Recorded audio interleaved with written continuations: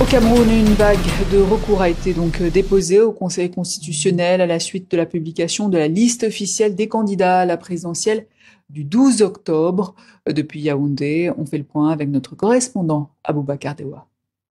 Une vingtaine de requêtes ont déjà été déposées ce 28 juin en début de soirée au Conseil constitutionnel.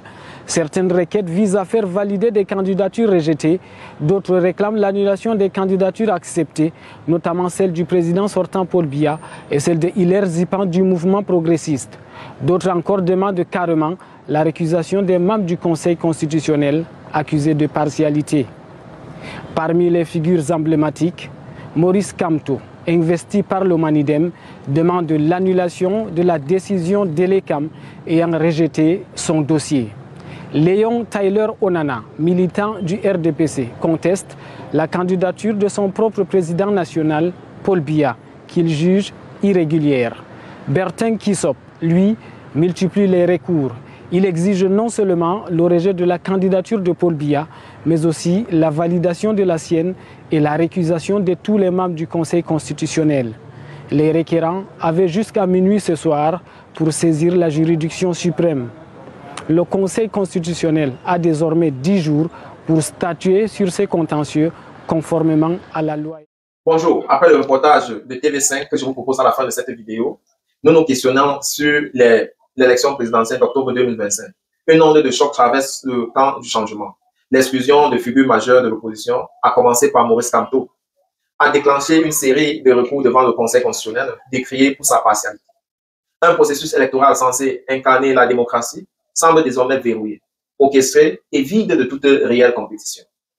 Face à cette situation, le peuple du changement, ces millions de citoyens en quête d'alternance, de justice et de la dignité politique se retrouvent dans un impasse historique. Faut-il participer à une élection sans véritable choix? Faut-il boycotter?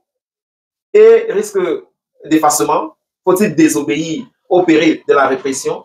Or, ou faut-il inventer d'autres voies de résistance?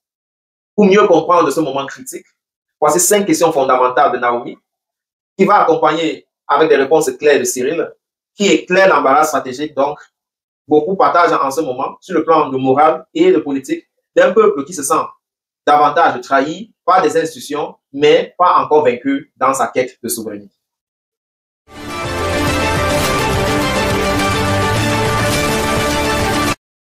Salut, moi c'est Meilleur Cyril.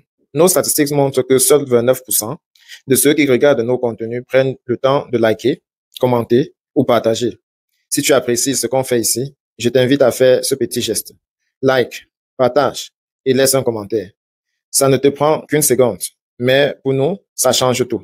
Je m'engage à vérifier chaque information, à te proposer des contenus clairs, bien construits et utiles pour que chaque vidéo mérite ton attention. Merci pour ton soutien. Sans plus tarder, passons à l'essentiel.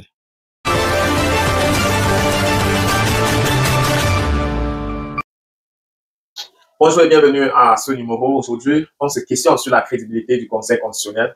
Quelles sont les chances pour Maurice Kamto de passer à cette élection lorsqu'on sait que tout a été fait pour le bloquer? Avec moi au studio, c'est Naomi. Naomi, bonjour et bienvenue. Bonjour, Monsieur Cyril. Tu as quelques questions pour nous? Oui. How can an electoral process embody change if the main opposition figures are arbitrarily excluded? D'abord, il faut être sûr que Kamto est un leader de l'opposition parce que plusieurs personnes ont quand même le kilo de contrecarrer cette évidence. Depuis 2018, Kamto lui seul, il fait le thermomètre de la politique camerounaise. Mais on a en 2025 beaucoup des analystes qui ont encore le kilo de te dire que non, voilà, Kamto, il a péché, ce n'est pas un messie sur la scène politique. Qui a empêché les autres personnes à mouiller le maillot intersaison? Il y a certaines personnes qui n'apparaissent que pendant l'élection et veulent qu'on les appelle leaders politiques. Bref, pour répondre directement à ta question, Naomi, il ne peut pas. L'exclusion arbitraire d'un candidat crédible comme Maurice Kamto crée directement un vide l'élection de sa substance démocratique. Donc, cela transforme l'élection en un outil de réduction de pouvoir et non un espace de choix pour les citoyens. Rappelle-toi, Naomi, qu'on est en démocratie. Et lorsqu'on dit qu'on est en démocratie, on a quand même besoin que le peuple participe. Donc, si le peuple du changement se retrouve piégé dans un processus qui n'y a pas d'alternance, qu'il appelle de tous ses voeux, finalement, on va dire que ce peuple-là aurait donné la caution pour qu'on continue à le mater. Well, that leads me to my next question. Can the Constitutional Council truly act as a neutral arbiter when its members are politically appointed and loyal to the ruling regime? Voilà, le président de cette conseil-là, Clément Tangana, a toujours brillé par son fameux mot irrecevable. La grosse question que les Camerounais se posent en 2025, c'est est-ce qu'il pourra faire autre chose que de réciter ce mot irrecevable? Récemment, ils ont ajouté qu'ils n'ont pas la compétence de leur compétence. Donc, je peux te répondre directement en te disant non. Le Conseil constitutionnel camerounais est composé de membres nommés exclusivement par le président sortant Paul Biya. Donc, sans contrôle du Parlement ni la société civile, dans d'autres pays, on aurait souhaité que c'est le Parlement qui donne des propositions pour un homme qui serait président du Conseil, ou alors le bâtonnier, ou alors le corps des avocats, ou même la société civile. Que le président du Conseil constitutionnel qui soit proposé par ces corps qui sont jugés indépendants dans une démocratie. Mais, tel qu'elle est fonctionne au Cameroun, sans contrôle du Parlement ni de la société civile, il fonctionne comme un prolongement du régime. Incapable de juger toute indépendance. On a le professeur Abba Yono qui a toujours regretté que le Conseil constitutionnel ne constate pas la constitutionnalité de plusieurs fonctionnalités dans l'État. Et en déplorant cela, cette dépendance institutionnelle alimente donc la défiance populaire et la ruine de crédibilité du processus électoral. Now, in your own words, why do legal appeals from the opposition seem systematically doomed to fail, even when the grounded is solid legal argument? Écoutez, pour conserver le pouvoir, il faut tout politiser. Il faut instrumentaliser les institutions. Quand on a fait deux pensées, la pensée numéro 55 et la pensée numéro 77, les deux pensées-là nous renseignent, un, sur la fonctionnalité de l'État et la loi. Au Cameroun, l'État fonctionne, donne l'impression qu'elle est légale, qu'elle respecte les lois, mais en réalité, c'est un faire-valoir. Pensée numéro 77 parle donc, quand tu constates que l'État manœuvre dans la loi, il faut prendre tes responsabilités. D'où il parlait de découvrir ce pourquoi tu vis et ne pas empêcher que quelqu'un te retire cela par des convictions vaines. Donc, pour répondre directement à ta question, il faut dire, parce que la justice électorale est politisée et instrumentalisée, les institutions comme ELECA ou même le Conseil constitutionnel sont au service du maintien du pouvoir, non du droit. Donc, les recours sont rejetés, non sur la base du droit, mais sur les logiques de protection du régime. Cela crée une illusion de légitimité ou alors de légalité, mais en réalité, nous vivons dans une injustice politique. Il faut également dire que si par exception, le Conseil constitutionnel arrive à valider la candidature de Maurice Kamto et qu'au soir du 12 octobre prochain, Maurice Kamto revendique sa victoire et que ce Conseil constitutionnel rejette en faveur du président sortant, eh bien, Maurice Kamto serait empêché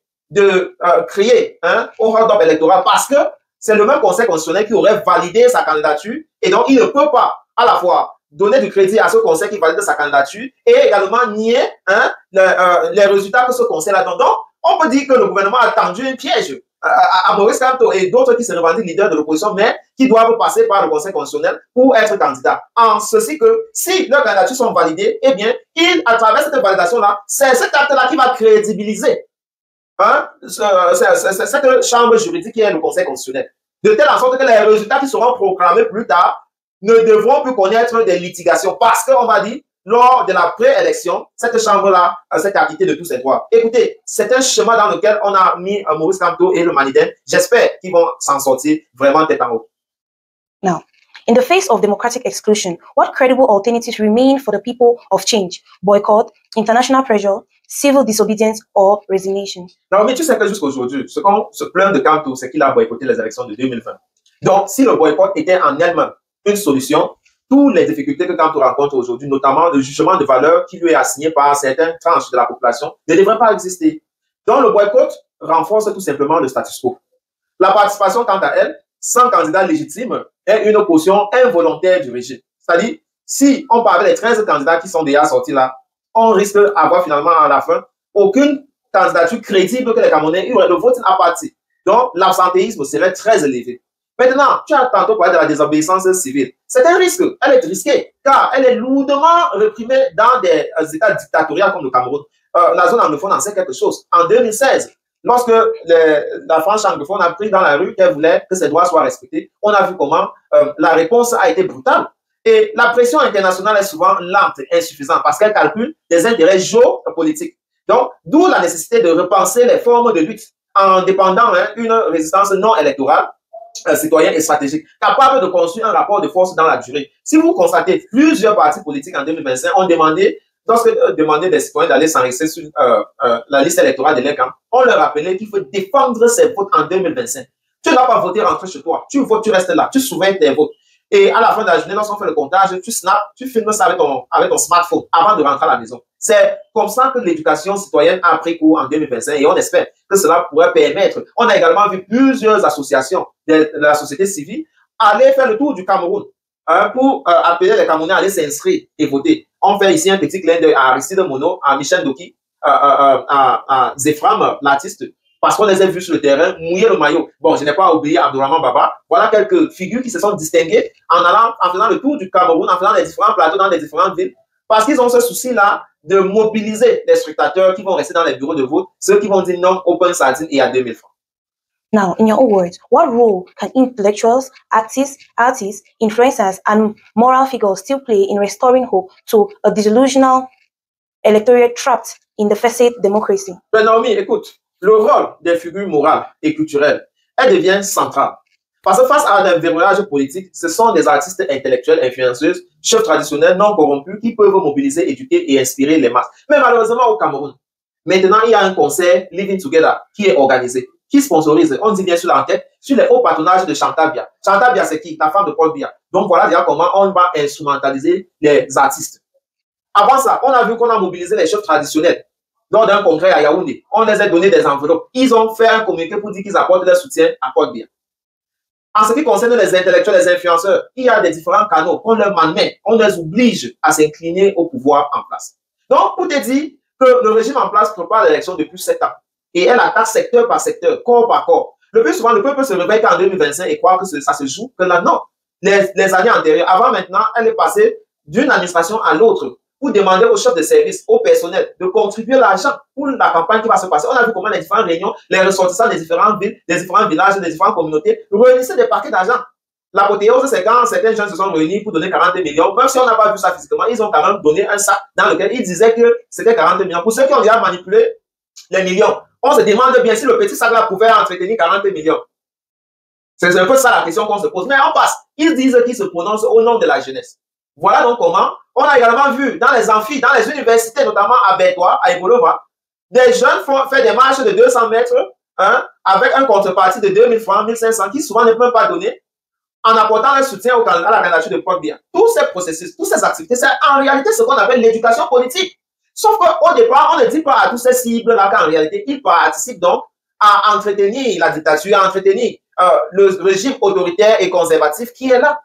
Demain, ils se retrappent derrière lorsque les 2000 francs sont finis, lorsque les conseils de Living Together est fini et bien d'autres, à faire semblant qu'ils souffrent, à faire semblant qu'ils pleurent. Mais en réalité, ils ont participé, soit de façon active ou bien de façon passive, à la souffrance, donc ils veulent s'en sortir et ne comprennent pas qu'ils ont déjà participé. Donc, on va dire tout simple, ces gars ont le pouvoir de transformer l'indignation en conscience collective et la résignation en action civique structurée. Mais malheureusement, le gouvernement les a détournés de ce pouvoir-là.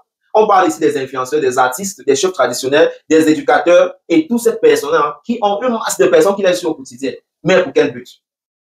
Voilà, Naomi, on est certainement arrivé à la fin de cette discussion. Pour ceux qui nous suivent, que pensez-vous de ce format? Laissez-nous vos commentaires, surtout likez, partagez si ça vous plaît. C'est comme ça qu'on éduque en masse. Au lieu de la consommer pour toi seul et tu veux le changement. Comment? D'ici à nos numéros, prenez soin de vous. Quoi qu'il arrive, gardez le sourire et bien le bonjour.